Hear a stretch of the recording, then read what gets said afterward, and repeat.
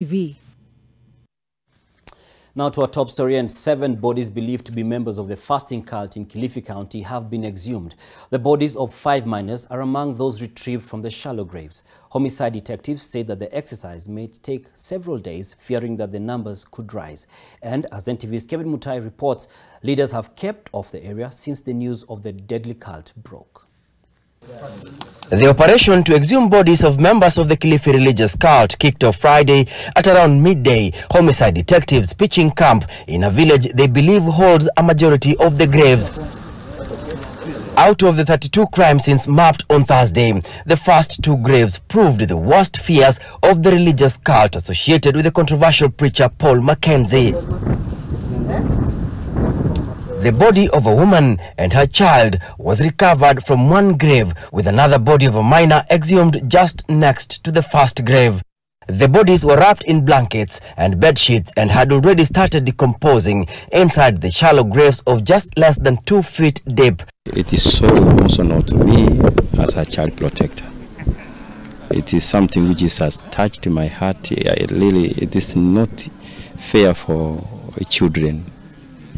Innocent children are forced to fast to die. The exhumation efforts have, however, been met by various challenges, including lack of personnel. There are only 4 forensic experts and 3 pathologists, with a section of locals volunteering to help in the exercise.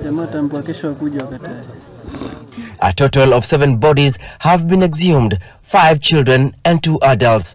Fresh grave sites were also identified Friday, with a suspected mass grave in Bethlehem, allegedly containing more than 20 bodies, coming a day after 32 graves were confirmed and documented by the homicide detectives.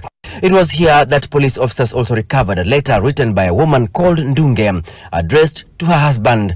The letter read, and I quote, "Please ask your children to forgive me, since I had promised to come see them, but since you told me not to come to your house, I respected your wishes.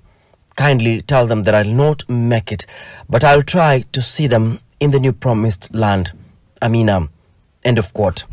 Locals here saying, since fasting began, burial ceremonies were referred to as weddings as a secret code. Watoto ndo walianza kukufa, wakakuja wasichana, kumaliza wasichana wakakuja wazee sasa. Kwa sababu wale watoto kama wamenini, mtoto analia hapo, wanamfunga kambaa, wakimfunga kambaa, wote wanafunga kambaa, alafu wanawatengenezea mazizi, wanaweka hapo ndani. Sasa anakufa na njaa hapo, anataka maji, anataka nini, hawampati.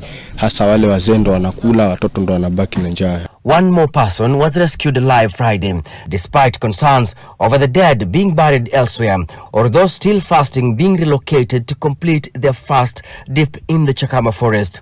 Makete aliunda vikosi kama vikosi viwili hivi. Kikosi cha kwanza ni cha mazishi, yule ambaye atakuwa amelemelewa kifa azikwe, na kikosi kingine cha security ambayo inagadi kwa huu msitu, ili mtu yote atakayeingia mahali hapa waweze kumalizana na yeye. I call all the members of parliament to come out with a strong plea to protect all the children from this sort of abuse.